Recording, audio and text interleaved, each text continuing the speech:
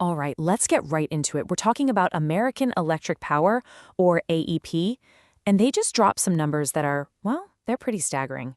But this isn't just a story about one utility company. No, this is about a huge, kind of hidden force that is completely reshaping our energy world as we speak. And that really gets us to the heart of this whole thing, right? What happens when AI gets really hungry? Because think about it. The entire AI revolution, all these massive data centers, the hyperscalers, the big cloud companies, they all run on one single thing, power. And not just a little power, a tremendous amount of it. So what happens when that hunger for electricity goes from, big to something truly historic? Well, you get this number, 56 gigawatts. Just let that sink in for a second. This is the number that jumped out from AEP's latest earnings call. And to be crystal clear, this isn't just some pie-in-the-sky forecast. We're talking about new, firm, contracted demand. These are real customers with signed agreements needing power now. So you might be asking, just how big is 56 gigawatts? It sounds massive, right? Well, let's put it in perspective. 1 gigawatt, that's enough to power roughly 750,000 homes. So we're talking about enough new demand to power, over 40 million homes? It's an almost unimaginable amount of new electricity that the grid suddenly needs to find. And the crazy part is, this wasn't some slow, gradual increase over years. Nope, this was a shock to the system. It happened incredibly fast. Let's really dig into just how sudden this whole thing was. Just look at this timeline. Last fall, we're talking just a few months ago, AEP was looking at 28 gigawatts of new demand. Now, they've doubled it, 56 gigawatts. That kind of jump, that doubling in a matter of months, it's practically unheard of in the utility business. It just doesn't happen. So, the obvious question is, why? What on earth is driving this absolute explosion in demand? Where's all of this coming from? Well, the answer, for the most part, is what we're calling the AI power crunch. And you don't have to take my word for it. The CEO of AEP, Bill Furman, he put it perfectly. He called it a generational load growth phenomenon. Think about that phrasing. This isn't just a good quarter. He's saying this is a historic, once-in-a-generation shift in how much energy we need. And you can see right here where that new surge is hitting the hardest.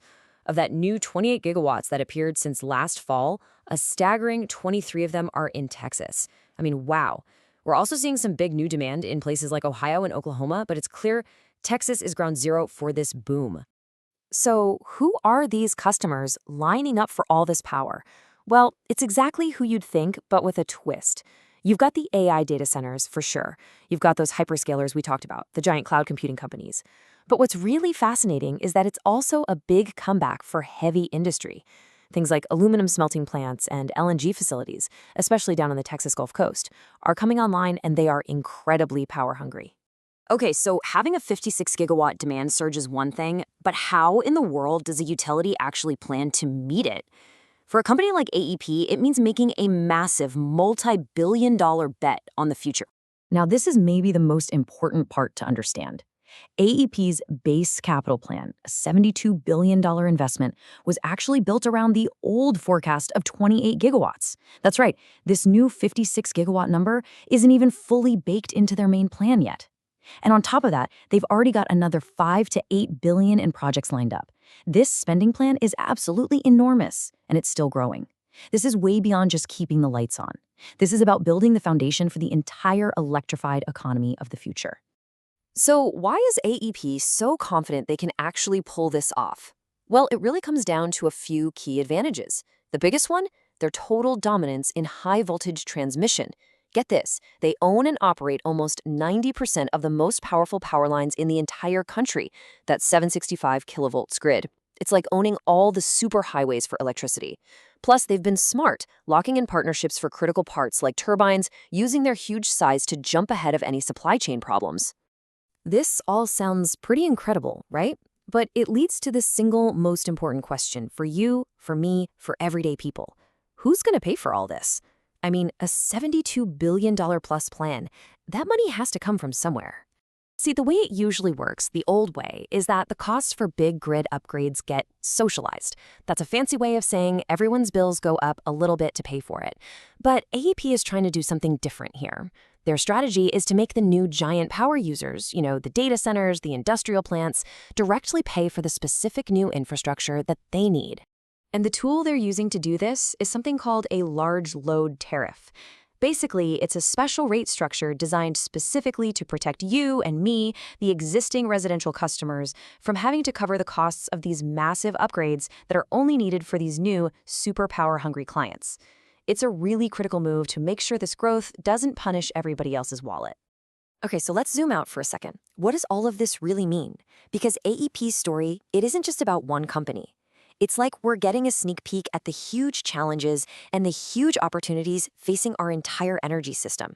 So let's just recap the big takeaways here. First, performance. AEP is doing incredibly well financially, crushing expectations. Growth. They've locked in a mind-boggling 56 gigawatts of new, contracted demand from real customers. Plan. They have a massive, and yet somehow still conservative, $72 billion plus plan to build for this future. And maybe most importantly, protection. They have an innovative strategy to make sure residential customers are shielded from the costs. That is a really powerful combination of factors. And that brings us to the final and maybe most critical question to think about. AEP is this huge player, and they are scrambling to build for a 56 gigawatt future, and that's just in their own territory. So the question is the rest of our national grid even remotely ready for the AI power crunch that is clearly not coming anymore, but is already here?